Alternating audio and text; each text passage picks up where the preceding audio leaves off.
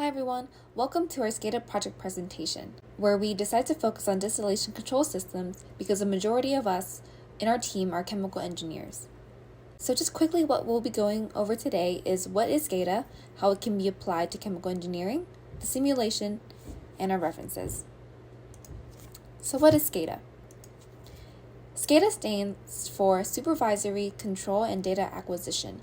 It's a combo of software and hardware components used to locally or remotely control plant operations. It's used to measure real-time data and control and regulate equipment that deals with important and time-sensitive materials or events. And some of the general applications for SCADA in chemical and mechanical engineering are in refinery processes, most specifically the distillation column, which we will be going in deeper topic later, HVAC systems, so heating, ventilation, air, and cooling, manufacturing systems, and monitoring process and quality control.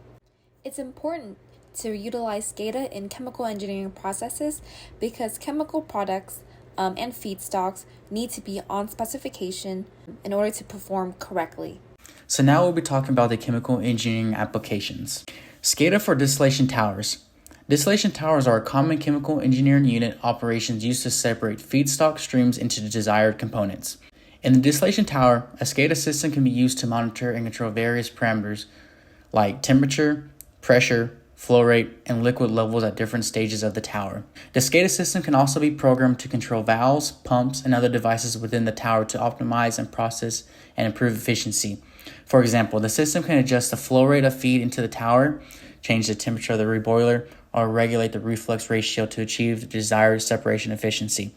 Overall, a SCADA system can help to improve the performance, safety, and reliability of a distillation tower by providing operators with information they need to make informed decisions by automatically certain tasks to ensure consistent and efficient operations. For this project, we'll be focused on the reboiler unit, the heat exchanger, and designing a temperature indicator controller to regulate the temperature of the column.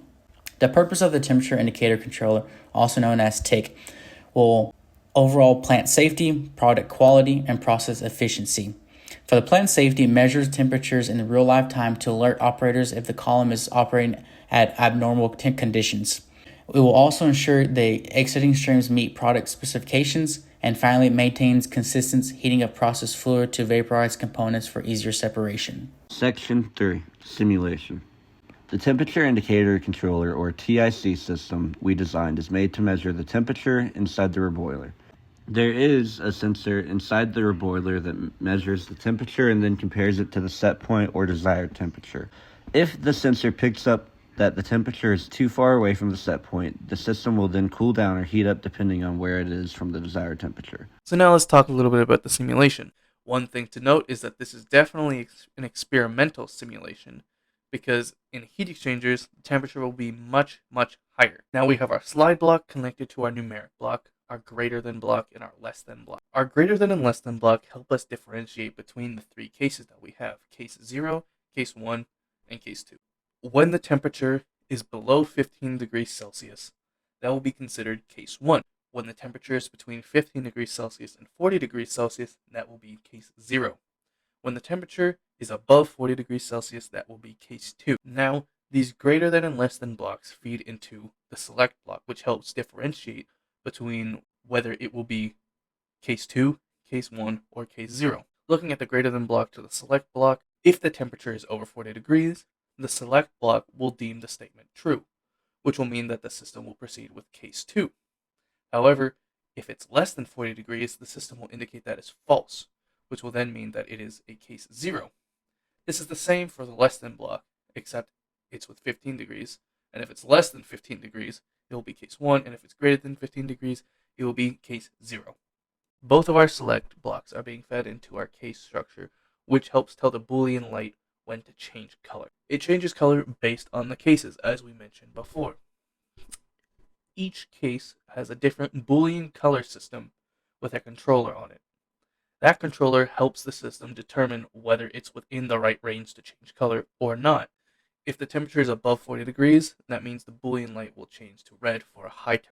If it's within that 15 to 40 degrees range, it will be yellow for normal temperature. And if it's below 15 degrees, it will be green for low temperature. Now this entire system is in a while loop, so that the system can run continuously unless the stop button is pressed. That will stop the simulation completely. References. Thank you for watching our video and thank you for your time.